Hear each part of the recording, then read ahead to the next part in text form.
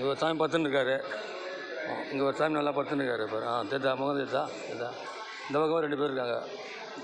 ஆமாம், இவங்கெல்லாம் நடை திறக்கிறதுக்காக வெயிட் பண்ணிக்கிறாங்க சாமி. 1 மணிக்கு நடை திறக்கிறாங்க. இவங்கெல்லாம் வெயிட் பண்ணியிருக்காங்க.